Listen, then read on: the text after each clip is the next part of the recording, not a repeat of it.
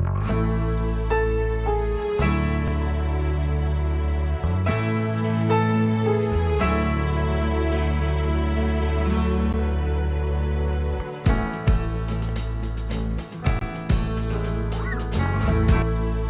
pahayag ni Jose Rizal na walang mga alipin kung walang paalipin ay naglalaman ng malalim na mensahe tungkol sa ugnayan ng mga nag-aalipin at mga inaalipin.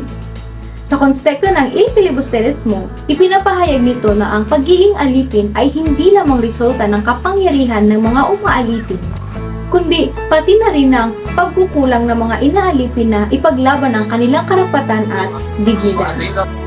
Ipinapakita nito na ang mga tao ay may kakayahang magpasya sa kanilang sitwasyon.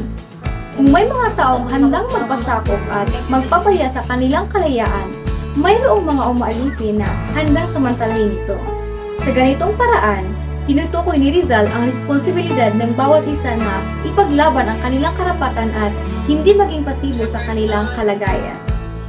Ang mensahe nito ay tumutukoy sa mas malawak na konsepto ng lipunan at kung paano ang sistemang sosyal ay umaasa sa kooperasyon ng mga tao, maging ito man ay sa pamamagitan ng pagkilos o pagbibigay ng pahintulot. Kung walang handang magpasako, wala ring mga alipin na makikinabang.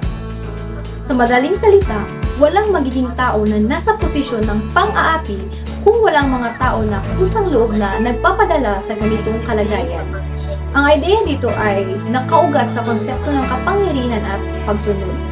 Kung ang isang tao ay nanatili sa estado ng pagkaalipin, maaaring dahil sa kakulangan ng edukasyon, kamalayan o takot sa pagbabago.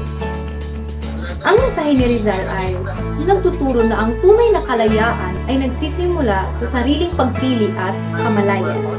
Kung hindi natin tutuklasin ang ating mga karapatan at hindi tayo magtulungan upang labanan ang mga di makatarungang sistema, patuloy tayong magiging biktima.